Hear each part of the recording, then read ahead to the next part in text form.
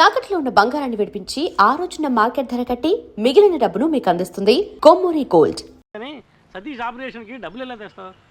ఎవరినో కొట్టాలని చెప్పే కదరా. అది తనలాంటి కేసు కాదు, అసాల్ట్ కేసు. విదర్లంకి తెలుసుగా, అక్కడ హత్య కేసు ఉంది. అది నువ్వు చేసేవారు ఒప్పుకుని సరెండర్ అయ్యనుకో పార్టీ 8 లక్షలు ఇస్తానంటున్నాడు.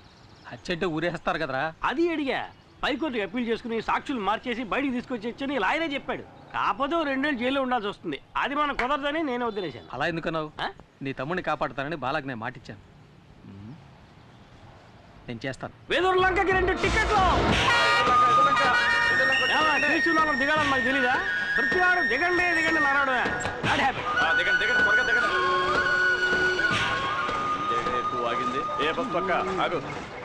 ఏంటి కొన్నాను? ఏది చూపించు. నువ్వు బస్సు చూపించు. ఇదేనా బస్సు? అయితే ఇదిగో టికెట్. ఇది పాత టికెట్ అయ్యా. బస్సు మాత్రం కొత్తదా?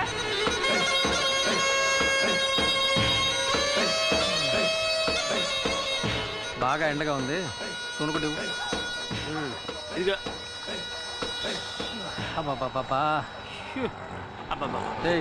నేనేం చేస్తే అదే నువ్వు చేయాలా? పోనీ నేను చేసేది నువ్వు చేయి.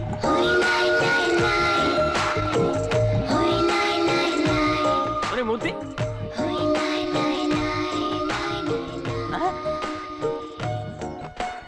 వదిన సూపర్గా ఉంది కదా. నీకు అన్నయ్యలు ఎవరన్నా ఉన్నారా? నాకు నువ్వే అన్నయ్యవి. పర్ఫెక్ట్గా చెప్పాను కదా. మోసుకుంటా. వదిన కాలు అందంగా ఉంది కదా. చెప్పు కూడా అందంగానే ఉంది.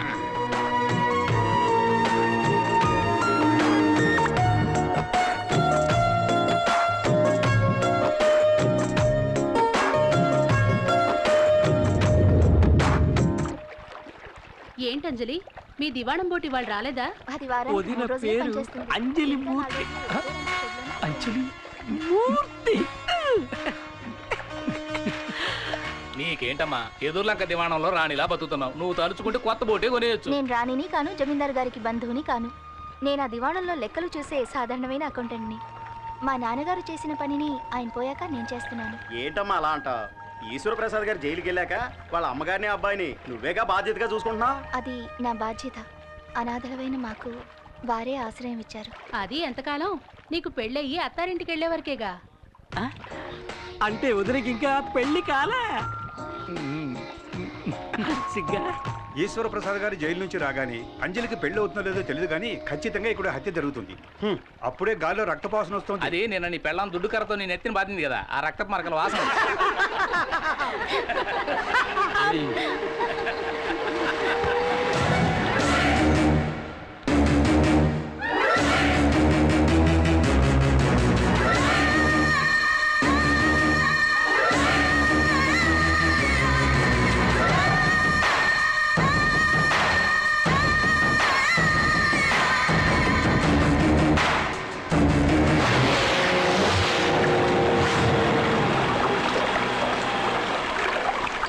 అంజలి, వెదుర్లంక జమీందారు బోటు రిపేర్ అయిందని ఇందులో వెళ్తున్నావా?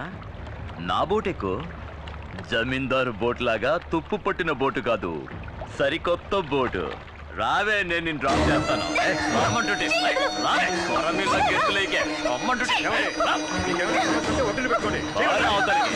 అతను చెప్పొచ్చా? అడ్డొచ్చావంటే నరికేస్తా. ఏవే, మాకు వ్యతిరేకంగా కోర్టులో కేసు ఫైల్ చేస్తావా? రేవులో రౌడీసం చేస్తే అలాగే చేస్తా. అది నా డ్యూటీ. నీ డ్యూటీ అది కాదే, నాతో రా, నేనిస్తా కొత్త పని. ఊరికే కాదులే, నువ్వు నీ పని బాగా చేసావనుకో 100-200 ఎక్కువ ఇస్తాను. అటువంటి అమ్మాయిలు నీ కుటుంబంలోనే ఉన్నారా? వెళ్ళి బాలకు చెప్పు. నా తడాక ఈ రోజు చూపిస్తాను.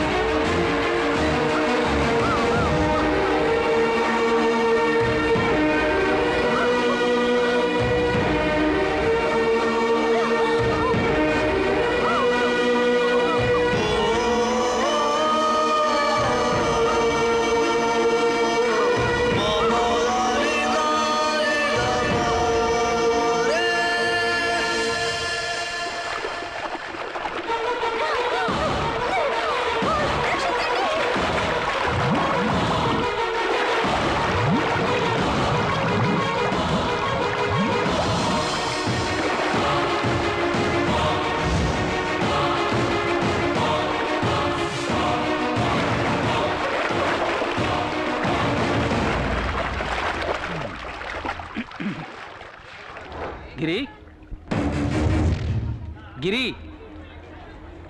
గిరి హాయ్, ఆటోలో వచ్చేంటి? నేను ఒకటి కాపాడదాన్ని పట్టుకున్నాను. ఆడ పెద్ద స్విమ్మింగ్ ఛాంపియన్ నన్ను లాక్కుంటే అవతల రోడ్డుకి వెళ్ళిపోయాడు. నేను అక్కడి నుంచి ఆటో వేసుకొచ్చాను. నాకు తెలుసురా నువ్వు మునిగిపోవని. నా మీద నీకు అంత నమ్మకం? ఎందుకంటే ఈ బుర్ర అంతా డొల్లేరా, మునిగిపోదు. నిన్ను ఎవడో ఆటోలో రమ్మంది నీకోసం వెతుకుతుంటే.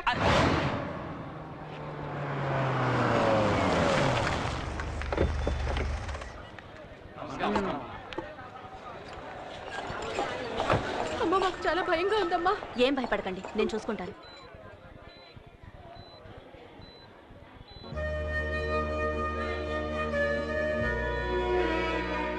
నమస్కారం అమ్మా. అంజలికి ఇప్పుడు ఎలా ఉంది? నీళ్ళల్లో పట్టం వల్ల భయపడింది. 2 రోజులు రెస్ట్ తీసుకుంటే సరిపోతుంది. Thank you doctor.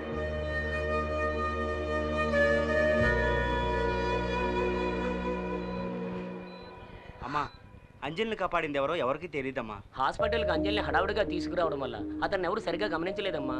అతను ఖచ్చితంగా కూలి పని చేయడానికే వచ్చి ఉంటాడమ్మా. వాడు ఒంటరిగా అంజలిని మాత్రమే కాకుండా ఎంతోమంది ప్రాణాల్ని కాపాడాడు. ఎవరి నుంచి ఏమీ ఆశించను కూడా లేదు. ఆ వేణు, అమ్మా. అతనెవరో తెలుసుకున్నాను, కలవమని చెప్పు. అలాగేనమ్మా. ఆ. అమ్మా, ఆ తిరువురు వాళ్ళని ఇలాగే వదిలేస్తే మంచిది కాదమ్మా. అమ్మా, మీరు మా అందరినీ ఓపిక పట్టమని చెప్పిన ఒకే కారణంగా మేము ఊరుకున్నామమ్మా. ఏది ఏమైనా మేము పోలీసులకి కంప్లైంట్ ఇచ్చామమ్మా. వాళ్ళు రుద్రపతిని అరెస్ట్ చేశారమ్మా.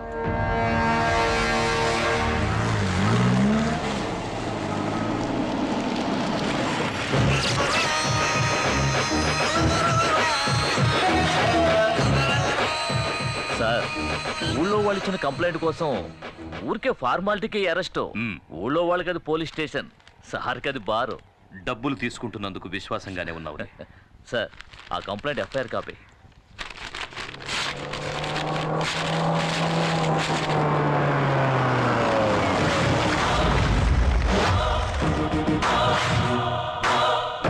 ఎన్నడూ రాని వాళ్ళు వచ్చారే.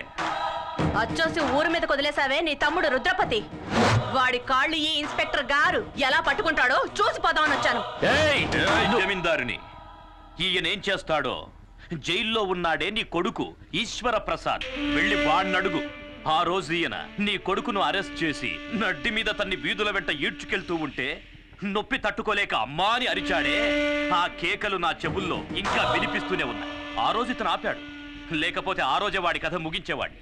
అందుచేత ఇతని కాళ్ల మీద పడి కృతజ్ఞతలు చెప్పి ఇక్కడి నుంచి వెళ్ళిపో. నాయుడు, పగ నీకు నాకేరా? ధైర్యం ఉంటే నన్ను ఎదుర్కొని చూడరా. నీ ప్రతాపాన్ని తల్లిదండ్రులు లేని అమాయకురాల్ని చూపించు. ఇంతకు మించి ఒక్క మాట మాట్లాడావో ఆడదానివని కూడా చూడు, నరికేస్తా. నరకరా, నరకు, నరికేసేయ్. నీకు గుర్తుందా, ఇదే చేత్తో నీకెన్నిసార్లు అన్నం పెట్టుంటాను. అందుకు కృతజ్ఞతగా నన్ను నరికేరా, నరికేయ్.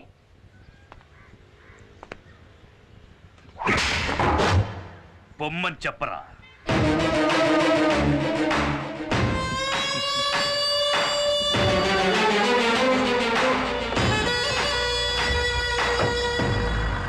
ఇదే లాయర్ గారి ఇల్లు.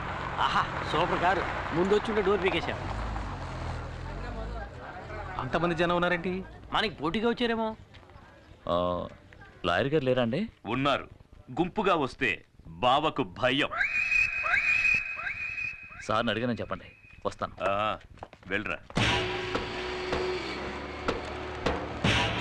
Excuse me sir. ఎవర్రా మీరు? లాయర్ గారు ఉన్నారండి. నీ పేరు చెప్పరా. గిరి అని చెప్పండి, ఎవ్వరికి తెలీదు. స్పేర్ పార్ట్స్ గిరి అని చెప్పండి, అందరికీ తెలుస్తుంది. ఎవరు? ఇంకెవరు? నేనే బావ రుద్రని. నువ్వేంటి ఇక్కడ దాక్కున్నావు? నేను దాక్కోలేదు బావా. ఓ కేసు విషయంలో సెక్షన్ వెతుక్కుంటున్నాను, అందుకే బయటికి రాలేదు. సరేరా. ఇది హత్య కేసు, ఒప్పుకోవడానికి సిద్ధమేగా? అది కాదు, కేసు గురించి కొంచెం వివరంగా చెప్పారంటే. వివరంగా చెప్తాను. ఇక్కడ వెదుర్లంక జమీందారులని బిచ్చగాడ వంశం ఉందయ్యా. అక్కడ ఈశ్వర ప్రసాద్ అనే అతను ఒక్క దెబ్బతో ఇతను లేపేశాడు. అదే మావాడైతే నలుగురు లేపేసేవాడు, 6గురిని. ఓకే కదా? హత్య చేయబడ్డ వాళ్ళలో ఒకడు డ్రైవరు, ఇంకొకడు వీళ్ళ నాన్న మా మామగారు. అంటే మొత్తం 3. వీళ్ళ నాన్ననయ్య మా మామగారు. సరే అయితే 2. సెషన్స్ కోర్టు ఈశ్వర ప్రసాద్ కి ఉరిశిక్ష విధించింది, కానీ హైకోర్టు దాన్ని యావజ్జీవ శిక్షగా మార్చింది. ఇప్పుడు ఈశ్వర ప్రసాద్ పేరోల్లో బయటికి రాబోతున్నాడు. రాగానే అతన్ని వీళ్ళిద్దరూ హత్య చేయబోతున్నాడు. అయితే హత్య ఇంకా జరగలేదా? కానీ జరుగుతుంది, ఖచ్చితంగా జరుగుతుంది. వాడిని ఇదే చేత్తో కత్తికో కండగా నరికి సముద్రంలో కలిపేస్తాను. కానీ ఆ నీచుణ్ణి చంపి జైలుకెళ్ళి చిప్పకూడు తినడం నాకిష్టం లేదు. సార్ ఏంటి సార్ ఏ కాలంలో ఉన్నారు? ఇప్పుడంతా జైల్లో చెప్పకూడదు లేదు సార్. మంగళవారం గుడ్డు, ఆదివారం మటన్, చికెన్ 3 పూట్ల ఓ పట్టు పట్టచ్చు. ఎరా చూసారా ఎంత అప్డేట్ గా ఉన్నాడో? ఇలా చూడు, మరి ఈశ్వర ప్రసాద్ చంపింది నేనేనని ఒప్పుకోవడానికి సిద్ధంగా ఉన్నావా? సిద్ధంగా ఉన్నాను సార్, కానీ పోలీసులకు సరెండర్ అవడానికి ముందు 5 లక్షలు నా చేతికి ఇచ్చేయండి సార్. తర్వాత కోర్టులో నేను నిజం చెప్పడానికి ముందు 3 లక్షలు మా వాడి చేతికి ఇచ్చేయండి సార్. మీరు మాట తప్పితే నేను కోర్టులో నిజం చెప్పాల్సి ఉంటుంది. ఇక్కడ అలాంటి సమస్యలు ఏమీ రావు. సరే, హత్య జరిగిన తర్వాత కబురు చేయండి, మేము బయలుదేరుతాం. ఆగండి, ఎందుకు అనవసరంగా తిరగటం? హత్య జరిగేంత వరకు మీ ఇద్దరు ఈ ఊళ్ళోనే ఉండిపోవచ్చు కదా. నేను ఒప్పుకునేది వీడు, వరగా నుంచి వేడుకు చూసేది నేను. నాకు ఈ కేసుకి ఏమిటి జాయింట్? వాళ్ళంత క్లియర్ గా చెప్తారా నీ మట్టి పూరకు అర్థం కావట్లా? హత్య నేరం ఒప్పుకుంటుంది ఎవరు? నువ్వు. హత్యని కళ్ళారా చూసి కోర్టులో సాక్ష్యం చెప్పేది ఎవరు? ఎవరు? నువ్వే. నేనా? ఏమయ్యా, కమిటీ అనేటానా? కమిటీనా? కమిటీ ఏంటి సార్? కన్ఫర్మ్డేనా? సరే, మీ ఇద్దరు బయట వెయిట్ చేయండి, నేను ఈయనతో మాట్లాడొస్తా. సరే, త్వరగా రా. బావా, వాడిని ఎందుకు ఇక్కడే ఉండమంటున్నావు? బావా, నేను లాయర్ని, పాయింట్ లేకుండా ఏమీ మాట్లాడను. మూర్తి వచ్చి స్వయంగా నేనే హత్య చేశానని చెప్పినా కోర్టు ఒప్పుకోవాలి కదా. అందుకని ఈశ్వర ప్రసాద్కి మూర్తికి పగున్నట్టు మనమే ఒక కారణాన్ని కల్పించాలి. కోర్టుని నమ్మించడం నీ పని. ఈశ్వర ప్రసాద్ చావాలి, అది వాడి తలరాత. ఏడుగురు కమిట్ చేయించావు. రేపు ప్రాబ్లం వస్తే కోర్టు చుట్టూ నేను తిరగలేను, నేను వెళ్ళిపోతాను.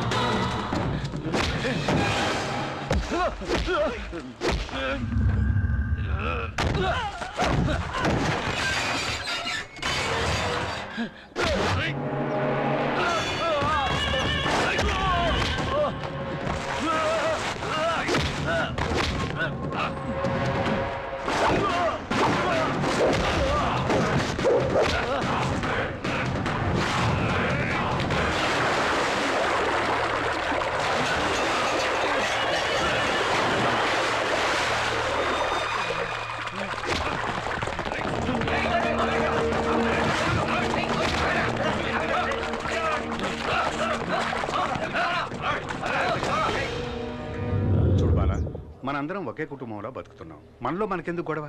అన్నం పెట్టమన్నాడు, ఇంకా టైం అవ్వలేదన్నాను. అందుకోసం ఫోన్ నన్ను. దిగులు పడక బాల, ఆడు కొరివితో తలగోక్కుంటున్నాడు. ఈ విషయం మటుకు జైలర్ గారికి తెలిసిందో.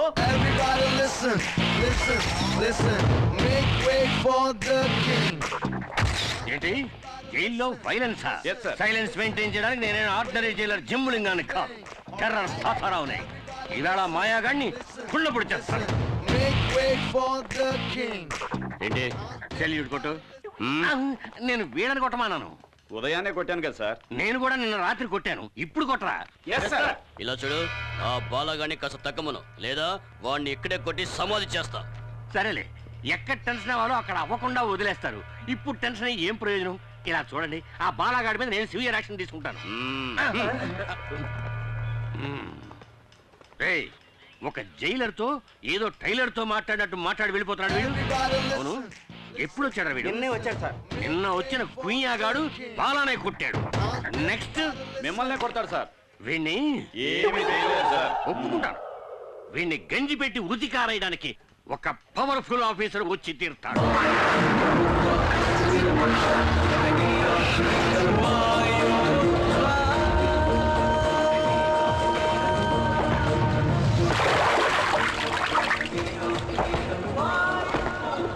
వాయుపుత్ర, ఎవడ్రా వాడు? వాయుపుత్ర.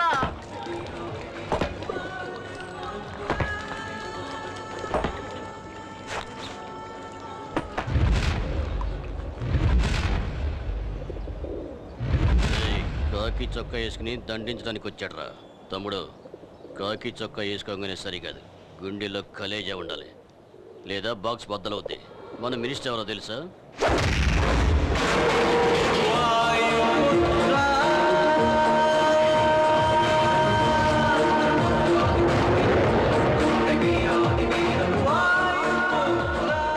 గుండెల్లో కలేజా మాత్రమే కాదురా, కండల్లో బలం కూడా ఉంది.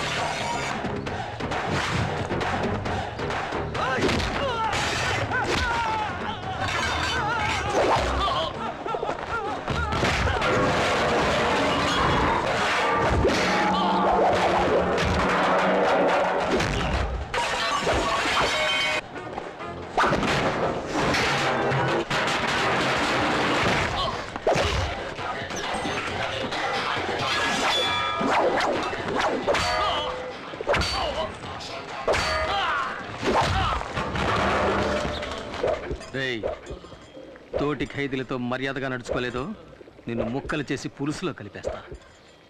నీకు ఇంకో విషయం తెలుసా? నేను ఆఫీసర్ని కాదు, ఖైదీని. నంబర్ 2, 3, 8. ప్రేమతో వాయుపుత్ర.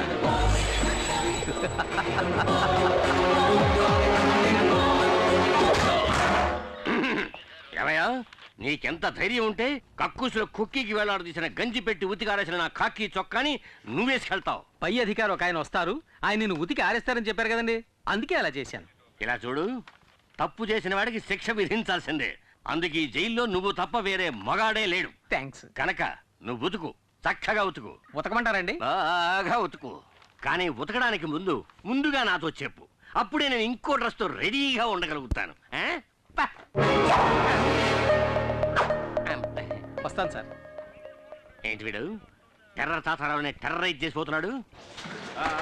ఇదేమన్నా జనక్రీడలా జలసాగా చేస్తున్నారు?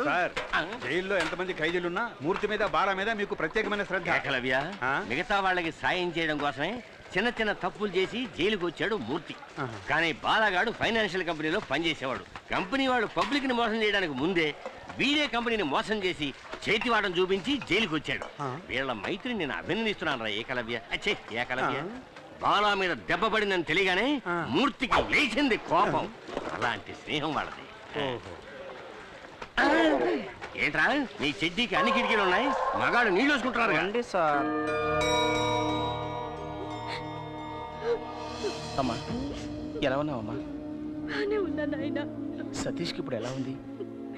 డాక్టర్లు వెంటనే ఆపరేషన్ చేయాలన్నారు. 5 లక్షల రూపాయలు ఖర్చు అవుతుందట. నేను రిలీజ్ అవ్వడానికి ఇంకా 6 నెలలు గడువు ఉంది. శిక్షని తగ్గించమని నేను అప్పీల్ కూడా చేసుకున్నాను. ఈ పరిస్థితుల్లో నేను ఇంత పెద్ద అమౌంట్ని ఎలా ఏర్పాటు చేయగలమ్మా? కష్టమేరా, కానీ ఆపరేషన్ చేసి తీరాలి, లేకపోతే మీ తమ్ముడికి ఏం కాదు, భయపడకు, దేవుడున్నాడు. బాలా, డల్గా ఉన్నావే? తమ్ముడికి ఆపరేషన్ 5 లక్షల రూపాయలు కావాలట. నేను బయట ఉంటే ఏదో విధంగా ఏర్పాటు చేసేవాడిని. ఇప్పుడు ఏం చేయాలో తెలియడం లేదు. దిగులు పడకు, అన్ని సమస్యలకి పరిష్కారం ఉంటుంది. రేపు స్వతంత్ర దినోత్సవం. ఖైదీలందరి పేర్లతో చీటీలు వేసి ఒక ఖైదీని రిలీజ్ చేస్తారు. నీకు ఛాన్స్ ఉంది. సార్ ఏమిటి? ఆ చీట్లు రాసేటప్పుడు నా పేరు కూడా అందులో కలిపి రాసేయండి సార్. అయ్యయ్యో, అడ్డమైన గాడిదల పేర్లు రాయడం కుదరదురా. ఒకటి శిక్షాకాలం పూర్తిగా వస్తూ ఉండాలి, రెండోది చక్కని నడత ఉండాలి. నేను కూడా బాగా నడుస్తాను సార్. ఏది నడుచుద్దాం. అది నడక ఎదవా, ఎక్కడో కూపులేసిన వాడు నడిచేట్టు నడుస్తున్నావు. లుడుకు, నిన్ను ఇప్పుడు రిలీజ్ చేసినా ఇంటికి వెళ్ళి చేరడానికి వారం రోజులు పడుతుంది. ముందు నీ వీలుకున్న బెండు తీద్దాం, తర్వాత రిలీజ్ గురించి ఆలోచిద్దాం. అలాగే మూర్తి. సార్ చెప్పు మూర్తి. ఆ చీటీల్లో బాలా పేరు కూడా చేరిస్తే బాగుంటుంది. దోస్తయ్యా, చూద్దాం, వాడి పేరు కూడా పరిశీలించి చూద్దాం.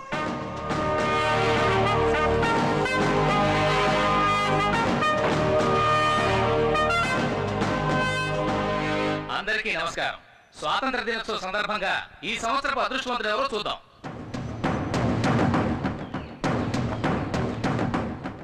రేయ్, భయపడకరా, ఖచ్చితంగా నీ పేరు వస్తుంది.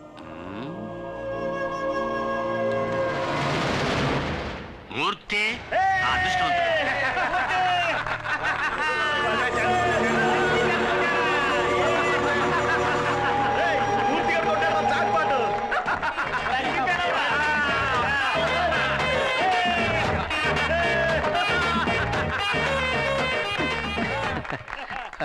నాకు బదులుగా బాలాన్ని విడుదల చేస్తే బాగుంటుంది సార్.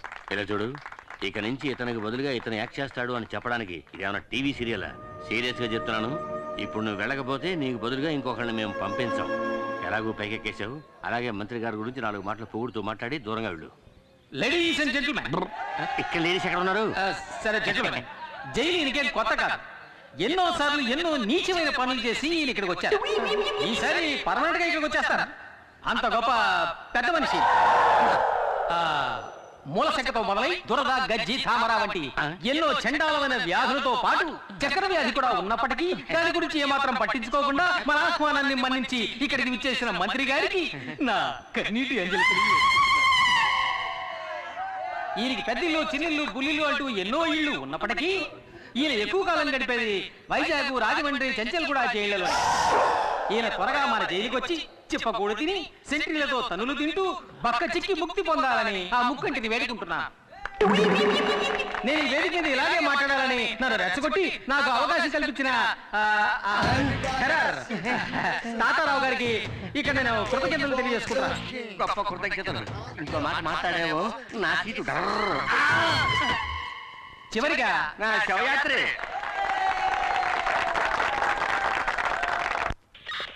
సార్ నమస్కారం సార్. రావయ్యా, ఇదే నేను నీకు ఇచ్చే గిఫ్ట్. ఇదేమిటి సార్, వాచ్లో ఉంది కానీ ముళ్ళు కనపట్టలేదు? ఏదైనా తిరిగి చూస్తేనే కదా తెలిసేది. ప్రియమైన వాయుపుత్రకి. Thank you sir. పెట్టుకో. పట్టుకోమనలేదయ్యా, పెట్టుకోమన్నాను. Sorry sir. ఇలా చూడు మూర్తి, టైం చూపించే గడియారంలా దేవుడు నీకు మంచి టైం ఇచ్చాడయ్యా. నువ్వు నా పక్కనుంటే ఈయనకంత బలమే అనుకో. అయినా యాజ్ ఏ వెల్ విషర్ నువ్వు ఎక్కడున్నా చల్లగా ఉండాలి. నేను ఏదైనా తప్పు చేస్తుంటే క్షమించండి సార్, నా తాతలాంటి వాడు. సరే సార్, నేను వెళ్ళొస్తాను. అందరికీ చెప్పి వెళ్తాను సార్. వెళ్ళరా. బయటికి వెళ్ళి చల్లగా ఉండు బాబు. మీరు కూడా బాగుండాలి. వెళ్ళొస్తాను. వస్తాను రా. మమ్మల్ని మర్చిపోగా. గుర్తు పెట్టుకోవాలా? పెట్టుకుంటే పోయే. అర్థమైందిలే, నువ్వు బయటికి రాలేకపోతున్నానని బాధే కదా. ఇలా చూడు, నీకోసం నేను ఏమైనా చేస్తాను రా. ఇక్కడి నుంచి నేను తినగా ఎక్కడికి వెళ్తానో తెలుసా? నీ తమ్ముడిని చూడడానికి. నువ్వు నీ తమ్ముడికి ఏం చేస్తావో అవన్నీ నేను చేస్తాను. నీ మీద ఉంటు.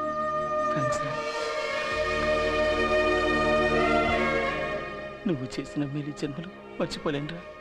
దిగులు పడకరా. ఏంటండి ఇది, 6 ప్యాక్ బాడీని ఫ్యామిలీ ప్యాక్ చేసి పెళ్ళయిందయ్యా. వస్తాను రా. బాయ్.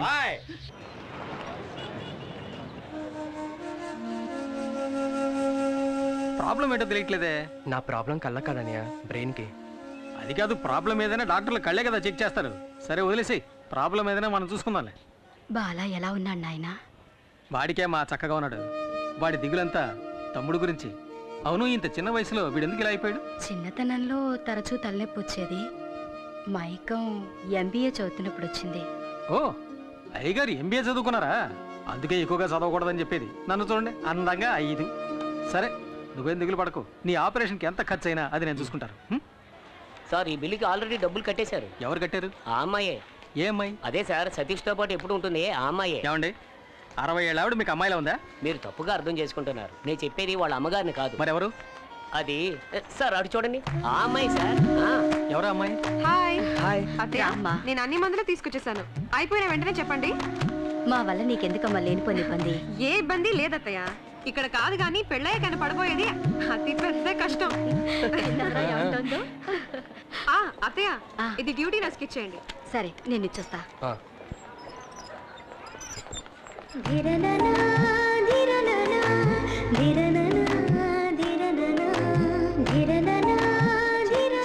ఎన్ని మందులు రాసిస్తారు? అమ్మా, ఈ మందులు తీసుకురమ్మన్నారమ్మా. శాలిని, మీ అక్కని అడిగానని చెప్పమ్మా. అలాగే అత్తయ్య. ఈ మందులకి ఎంత డబ్బు ఖర్చు అవుతుందో? ఎంత డబ్బు ఖర్చైనా పర్లేదు అత్తయ్య. సతీష్ కి నయం అయితే ఇదేపటి నుంచి? ఏదన్నయ్య? ఆ అమ్మాయి నవ్వే స్టైల్ చూశానుగా. అదే, ఆ అమ్మాయి పేరు శాలిని, మిడిల్ క్లాస్. ఏదో చిన్న ఉద్యోగం చేస్తుంది. వచ్చిందంటూ నాకు సహాయం చేస్తుంది. నేను ఎంతవరకు ప్రాణాలతో ఉంటానో నాకే తెలీదు. నన్ను వదిలేమని ఎన్నిసార్లు అన్నా తను వెళ్ళలేదన్నా. Anyway, best of luck. Thanks. డబ్బుతో తిరిగి వస్తాను. అన్నా, ఏనా ఆపరేషన్కి డబ్బు తీసుకొస్తానని నువ్వు అన్నది నాకు సత్య చెప్పడానికేగా? నీ గురించి నువ్వేం దిగులు పడకు. నా మాటలు అక్షర సత్యాలు. టాక్సీ టాక్సీ బాబు, పోలీసులు చూస్తే ఓవర్ స్పీడ్ అని ఫైన్ వేసేస్తాడు. చేసే ఫ్రీ సర్వీస్ కి ఇంత బిళ్ళపా, మూసుకొని రావయ్యా. Very good. మనసులో ఏమి దాచుకోకుండా తుప్పుకు నువ్వు చూసావా? నువ్వు నాకు నచ్చావు.